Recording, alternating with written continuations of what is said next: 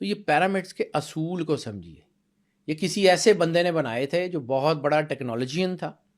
یہ کسی ایسے بندے نے بنائے تھے, کسی ایسے بندے نے اس کا آئیڈیا دیا تھا جو آرکیٹیکٹ کو بھی سمجھتا تھا, اور جس نے شاید دنیا کے بہت بڑے بڑے راز جو ہے وہ محفوظ کرنے تھے. یہ جو آج ہم پیرامڈ کھولتے ہیں جی سونا مل جائے گا, سونا مل جائے گا, یہ سونا صرف سونا تھوڑی ہے, اس کے اندر بہت سارے راز ہیں. میں نے آپ کو سمیرین ٹیبلٹس کی بات کی تھی, اور سمیرین ٹیبلٹس کہاں سے نکلے تھے؟ وہ انہی پیرامڈ سے, انہی زگریٹ سے, انہی چیزوں سے تو نکلے تھے.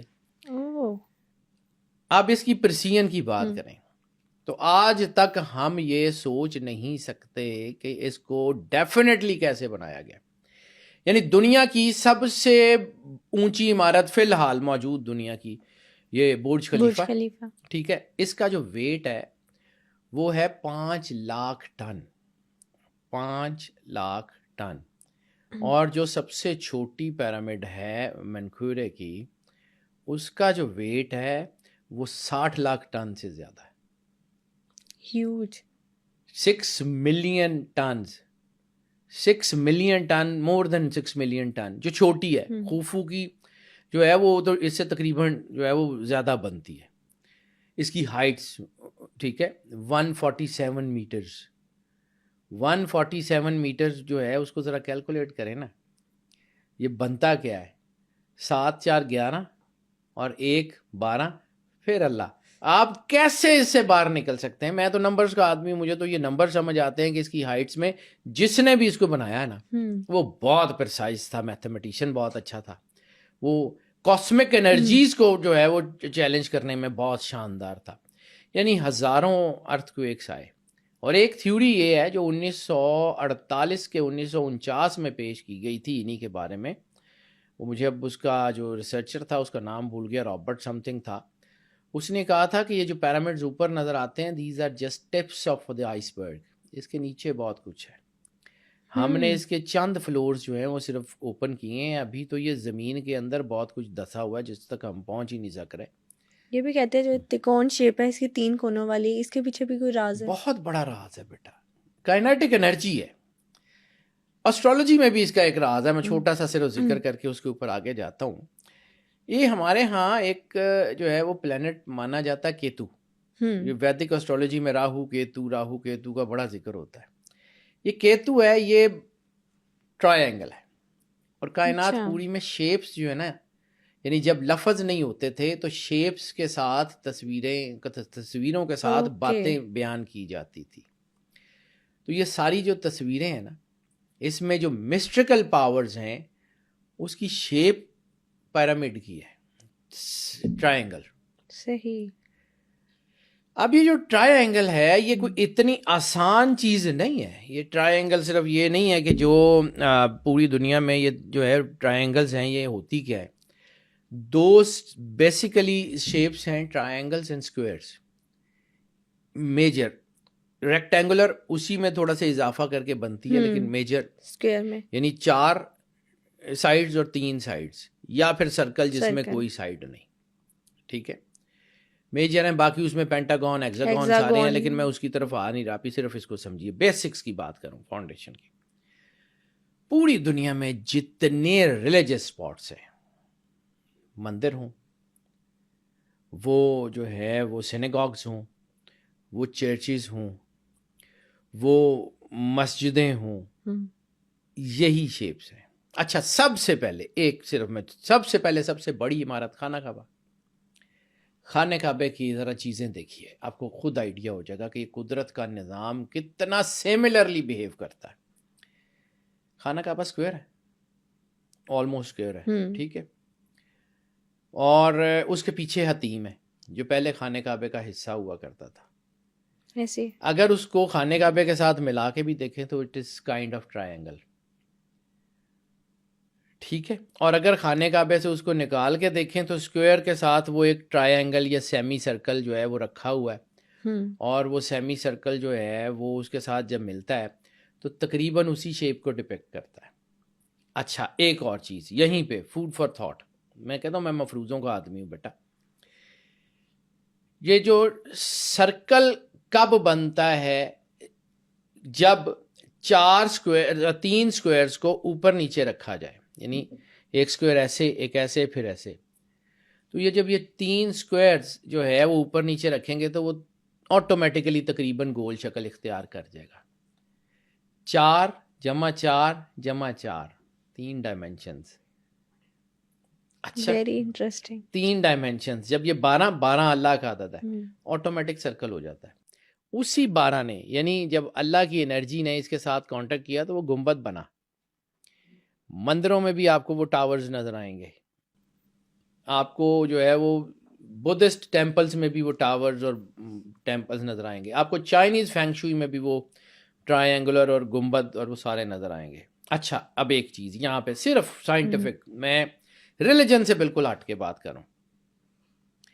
خانہ کعبہ اسکوائر ہے اور سرور انبیاء صلی اللہ علیہ وآلہ وسلم بادشاہ کونین کے روضہ اطہر کے اوپر جو گنبد ہے وہ سرکل ہے.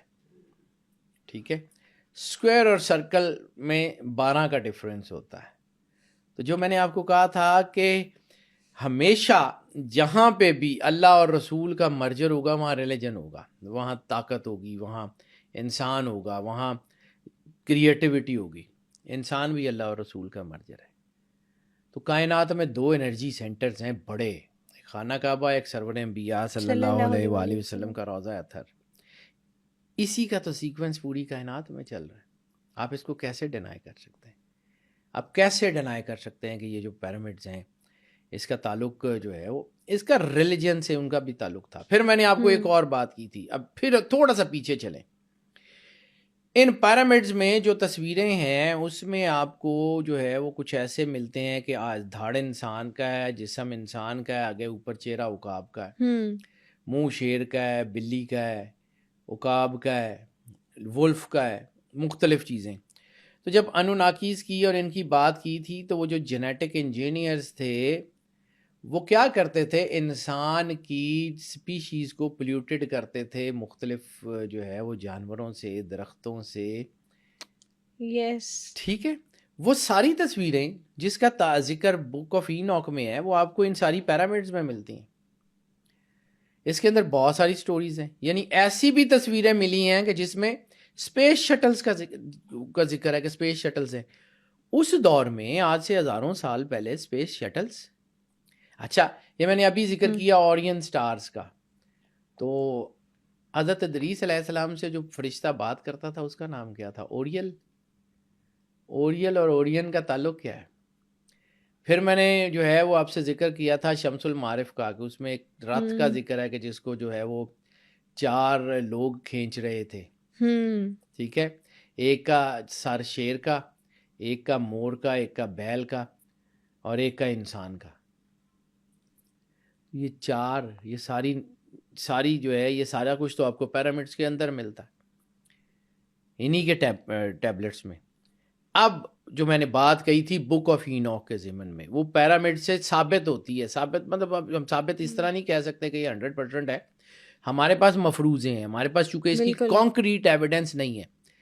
بالکل ویسے ہی کہ 2019 سے پہلے ہمارے پاس بلیک ہول کی صرف تھیوری تھی، تصویر نہیں تھی. تو اس وقت ہمارے پاس اس کا کوئی ایویڈنس نہیں ہے. ہو سکتا ہے آنے والے وقت میں یہ ایویڈنس ہمارے پاس آ جائے، کوئی بڑی بات نہیں ہے. تو آج ہم اگر بات کرتے ہیں کہ یہ جو کائنات کا سسٹم ہے اس کا تعلق کا کاسمک انرجی سے ہے، اور یہ صرف اور صرف مقبرے نہیں تھے، یہ صرف اور صرف ان کا تعلق لائف آفٹر ڈیتھ سے نہیں تھا. ہاں، جیسے کہ لائف آفٹر ڈیتھ کا کانسیپٹ کہا جاتا ہے نا کہ فرعون سمجھتے تھے کہ وہ مرنے کے بعد دوبارہ زندہ ہو گئے اور اسی لیے کھانے کو سامان رکھتے تھے، سونا رکھتے تھے وہاں. بالکل آپ کی بات 100% ٹھیک ہے، بالکل ایسا ہی تھا. یہ نبی تو شروع سے نبی ہوتے ہیں. تو اس کی وجہ کیا تھی کہ سرور انبیاء صلی اللہ علیہ وآلہ وسلم بادشاہ کونین نے 40 سال کے بعد جو ہے وہ اعلان نبوت فرمایا. پہلے بھی فرما سکتے تھے. تو میں نے ایک پہلے بھی عرض کیا تھا کہ جو پہلا معجزہ ہے نا وہ سورج واپس پلٹانے کا نہیں ہے، چاند توڑنے کا نہیں ہے، ستارہ زمین پہ بلانے کا نہیں ہے، پودے درخت ایک دن میں اس کے اوپر پھل لگانے کا نہیں ہے. پہلا معجزہ کردار کا ہے. جس وقت سرور انبیاء صلی اللہ علیہ وآلہ وسلم بادشاہ کونین نے دعوت ذی العشیرہ میں اعلان نبوت فرمایا ہے تو ابو جہل نے پوچھا کہ محمد اگر تم نبی ہو تو تمہارا معجزہ کیا ہے؟ پہلے جملے سب سے پہلے وہ جملے پڑھیں، آپ کو سمجھ آئے گی کہ دین ہوتا کیا ہے. رسالت مآب سرور انبیاء صلی اللہ علیہ وآلہ وسلم نے فرمایا میں نے تم میں زندگی گزاری ہے،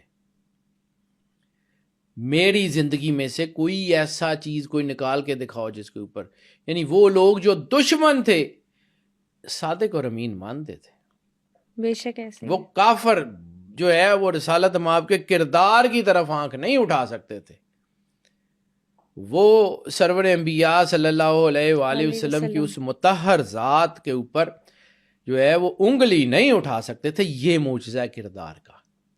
یہ باقی جن بلا لینے یہ سارا یہ چھوٹی چھوٹی چیزیں ہوتی ہیں.